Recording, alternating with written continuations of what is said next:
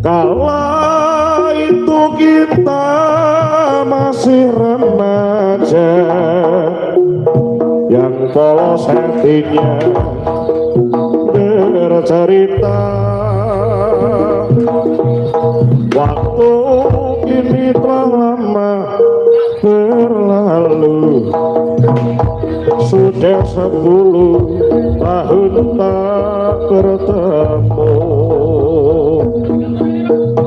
Entah di mana kini kau berada, tak tahu di mana rumahnya.